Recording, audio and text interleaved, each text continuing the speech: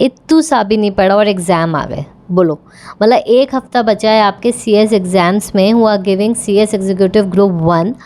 सो इस वीडियो में मैं आपको बताऊंगी पूरे टिप्स ट्रिक्स बोल लो या फिर उस पूरे हफ्ते का प्लान बोल लो कि आपको किस तरीके से मूव होना है।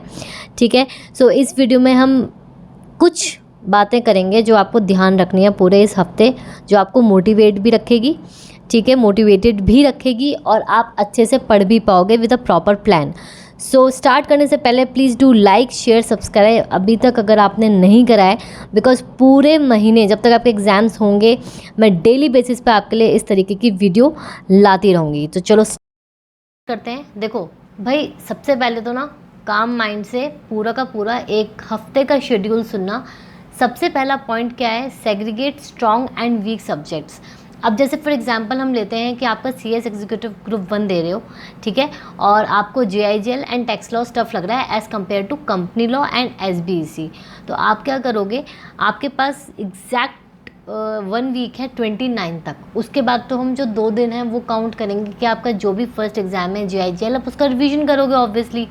ठीक है, तो ये जो आप सेग्रीगेट करोगे इसमें आपको क्या करना है, जैसे आप डे प्लान कर रहे हो पूरा, तो नंबर ऑफ आवर्स आप बढ़ा दो किसके, अपने वीक सब्जेक्ट के as compare to the strong one. ठीक है, जैसे मैंने पहले भी बताया है, एक दिन में आपको 2 सब्जेक्ट लेके ही चलने हैं। ठीक है, पूरा पूरा दिन एक सब्जेक्ट को नहीं देना है और पूरा पूरा दिन चारों सब्जेक्ट्स को भी नहीं देना है।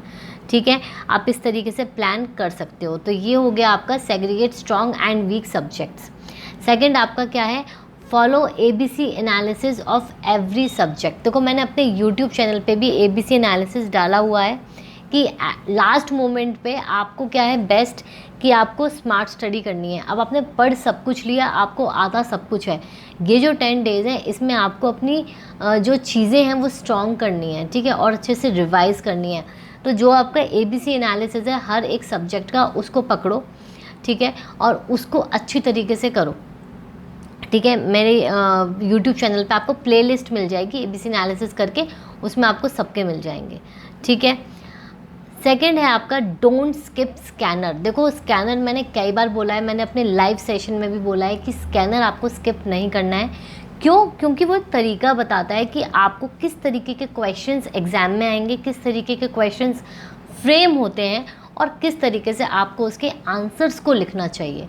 ठीक है, तो it's very important, so please don't skip scanner. और स्कैनर में ये भी नहीं है कि आप पूरे 20 अटैम्प्ट्स का देख रहे हो अभी, क्योंकि टाइम कम है, आप लास्ट 6 अटैम्प्ट्स का बहुत अच्छे तरीके से रिवाइज करके चले जाइए। ठीक है, उसके बाद है आपका जितना आप करोगे प्रैक्टिस, कैसे, लिख लिख के। अब लिख लिख के ये नहीं कह रही हूँ मैं कि आप बैठ गए और लिखना ही चालू कर दिया। एक छोटा सा एग्जाम्पल दे रही हूँ, जैसे फॉर एग्जाम्पल आपका एक टॉपिक है, ठीक है, डायरेक्टर्स टॉपिक है, डायरेक्टर्स टॉपिक में आपने करा इंडिपेंडेंट डायरेक्टर का रिवीजन। तो इंडिपेंडेंट डायरेक्टर जैसे आपको पता है एज पर सेक्शन 149 सबसेक्शन 6 आपके उसमें कई पैरामीटर्स हैं जिसमें आप एक डायरेक्टर की जो होने वाला है इंडिपेंडेंट, उसकी क्राइटेरिया, उसकी इंडिपेंडेंस चेक करते हो। तो उसमें नंबर ऑफ टर्म्स हैं, आइटम्स हैं, like independence in terms of monetary, in terms of investment, loan, debt, ठीक है, वो सारी चीज़ें करते हो। तो बस आपको क्या करना है, आप जैसे उसको रिवाइज करोगे और एक साइड में नोट पैड रख लो। नोट पैड में सिर्फ आपको उसके पॉइंटर्स याद रखने हैं, कीवर्ड्स याद रखने हैं कि भाई फर्स्ट में मॉनेटरी का था तो मॉनेटरी कितने साल तक हमें देखना है, पीछे कितने चीज़ें होनी चाहिए, ये सब चीज़ें आपको इस तरीके से रिवाइज करनी है। पूरा होलसम लिखने मत बैठ जाना। अभी इस टाइम पे क्या है, आपको सिर्फ कीवर्ड्स की जो कंटेंट है वो आपको याद रखना है। ठीक है, सेकंड है भाई, बहुत बच्चे मुझसे कहते हैं कि मैम इंग्लिश बहुत टफ लगती है और इंग्लिश में कैसे याद करें, याद नहीं होते या सेक्शंस याद नहीं होते। तो भाई देखो, सिंपल इंग्लिश लैंग्वेज सबको आती है, ये सिर्फ हमारे अंदर फोबिया है कि हमें नहीं आती है, हम बचपन से पढ़ते आ रहे हैं, तो you should have some confidence कि हमें आती है।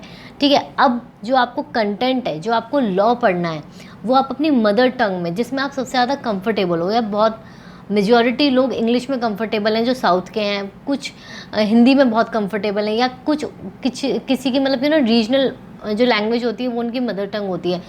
तो जिसमें भी आप मोस्ट कंफर्टेबल हो, जिसमें आपको चीज़ें समझ में आती हैं, उसमें आप उसको रिवाइज़ करो। ठीक है, अब कुछ हैं ये टॉप में जो पॉइंटर्स मैं आपको बता रही हूँ, ये कुछ पॉइंटर्स हैं आपके जो आपको याद रखने हैं एग्ज़ाम टाइम में, ठीक है।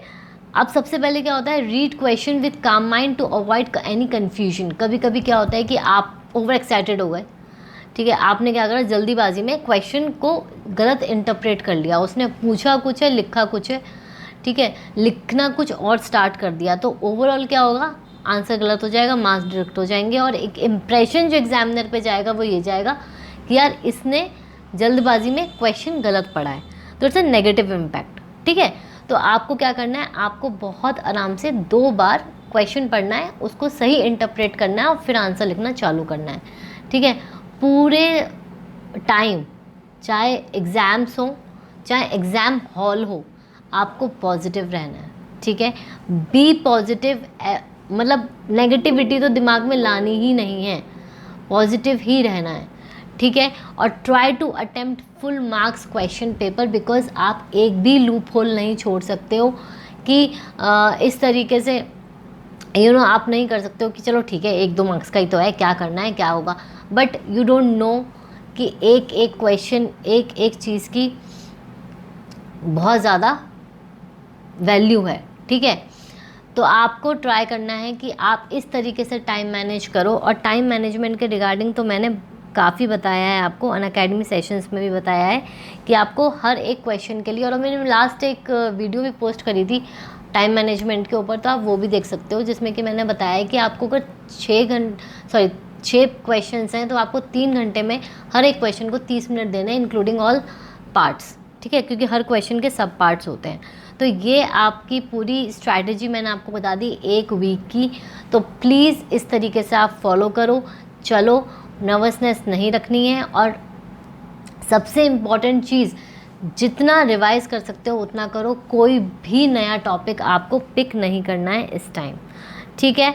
So all the very best, and please do like, share and subscribe. ये मेरी कॉन्टैक्ट डिटेल्स हैं, ठीक है, ये आपको अच्छी तरीके से पता ही है। अगर आपको कोई भी क्वेरी है, आप मुझे लीगल ब्रेनरी पे भी बोल सकते हो, DM करके, काफ़ी DM मुझे रिसीव होते हैं, और एक ईमेल भी आप कर सकते हो लीगल ब्रेनरी पे अगर आपको कोई फर्दर क्वेरी है, ठीक है। तो please please please do subscribe अगर आपने नहीं कराया अभी तक, और आपने कर लिया तो thank you so very much. All the best for exams, bye bye.